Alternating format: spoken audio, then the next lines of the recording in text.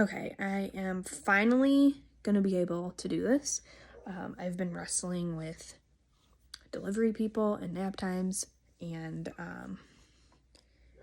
it's been kind of a journey today.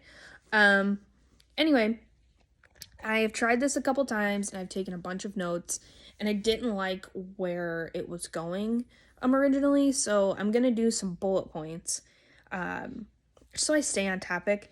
And I kind of felt like a couple of the topics I went off on a tangent about, which it needed to be, but not as much as I did. So I'm going to start off with number one. I always wanted to be a mom. Every career questionnaire in high school or school or in life has always stated, yes, I want to try this, but eventually I want to be a mom. I've wanted to be a stay-at-home mom in particular, and I know that there's stigma behind that. And the days are crazy, I will admit that, but I love it. I'm also aware that not everybody loves that or has a job that they love that they don't want to give up, and that's totally cool too. I'm just kind of documenting my journey and how I got here.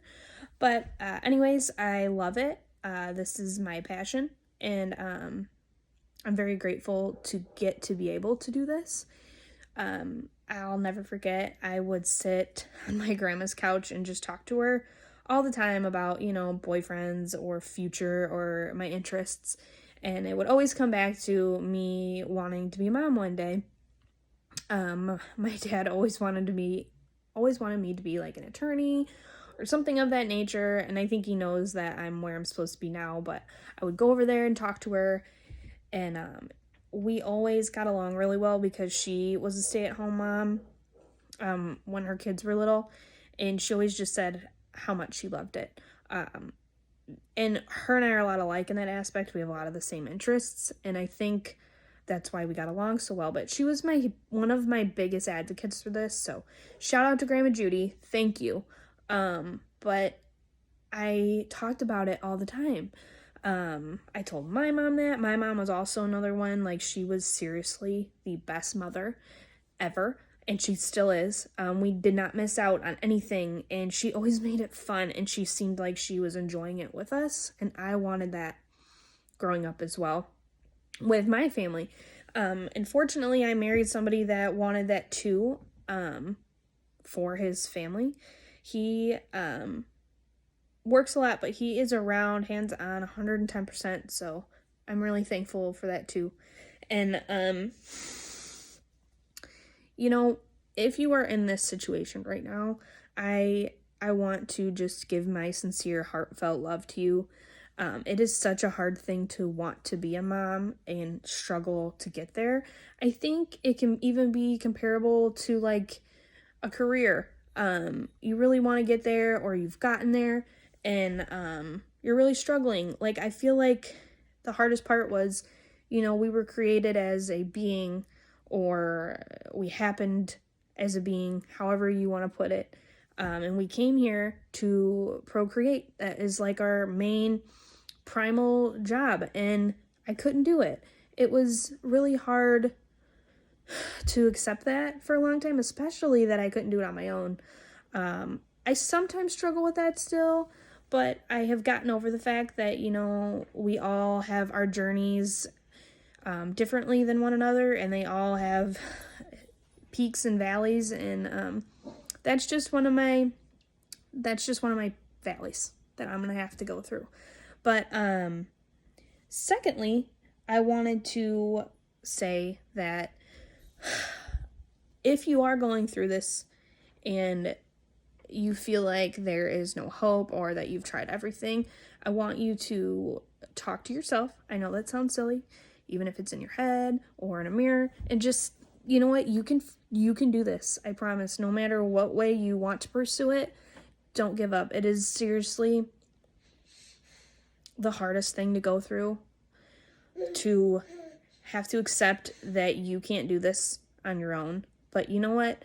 There are a lot of ways to do it, and you can do it. It's all up in here.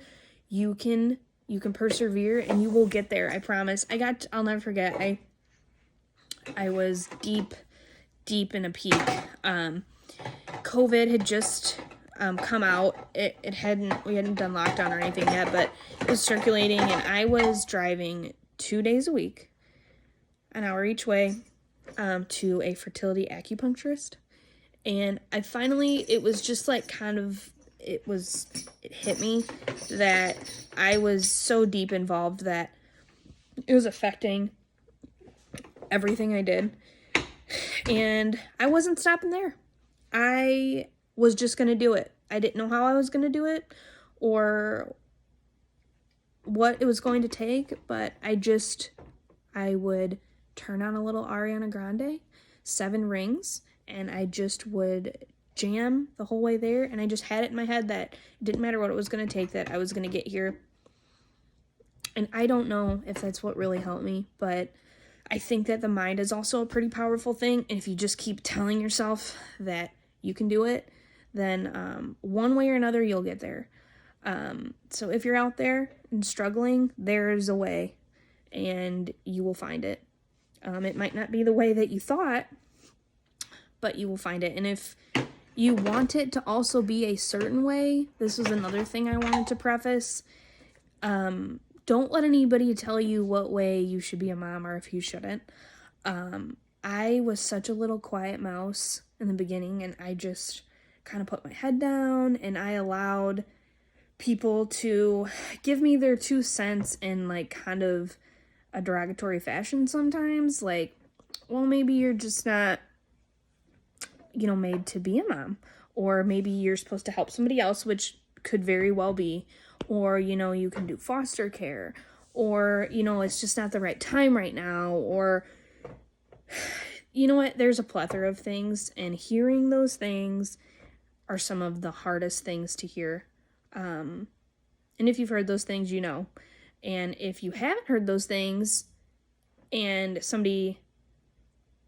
are somebody that may think that those are okay things to say, I'm not trying to be mean or rude about it, but just those are not things to say to somebody that are struggling with infertility. They're not. And when you're going through it, you feel so alone sometimes, and the last thing that you want to hear is that you can't do it. The best pieces of advice I ever had were that you just need to do what's in your heart and what you think you're going to do, and I will support you through it. And those are the people that got me where I am.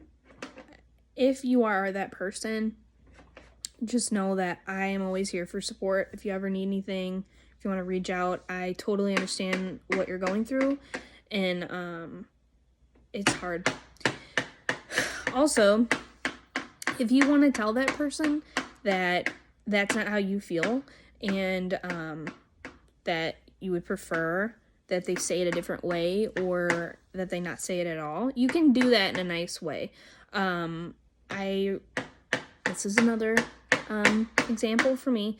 I was at Thanksgiving, and I had just gotten a period. I cried all morning before Thanksgiving, and I go there and I sit down, and I had a family member ask me about how it was going, and I just kind of was vague. I'm like, oh, it's going, and they said, you don't have to have a biological child for you to be a mother. And I politely said, I'm like, you know what, it's just something that I am not ready to explore yet. And they kept pushing it, and I had to excuse myself to go to the bathroom. And that was one of the times where I did not stick up for myself. And later in my pregnancy, I got to, in that situation, and then another one with a family friend that would always inquire about me having trouble. And they would always do it in front of people too. I don't know if people think that that's just a fun thing to talk about without somebody's consent, that it's okay to talk about out loud, but apparently it is. And when all you've ever wanted was this, and someone makes you feel less than what you are, then you kind of lose faith in yourself a little bit. You kind of like look down, and I don't ever want people to do that. It's just, I can't even describe it. But if you're going through that, just know that those people don't understand, or I don't even want to say this, but sometimes people like to see other people struggle, and it's not fair, and they might not even realize they're doing it, but they do. And don't take their comments to be something about you, because it's not about you, it's about them. You focus on you and your fertility and your happiness, and move on. And then if you have to shut these people down, shut them down. Just say, you know what, it's not something I'm comfortable talking about, it's really hard. Can we please talk about something else? And usually people are quick to be like, I'm really sorry my phone cut off. But video is almost done anyway. I just wanted to say again that people usually always kind of back off when you get there. And don't be afraid to do that.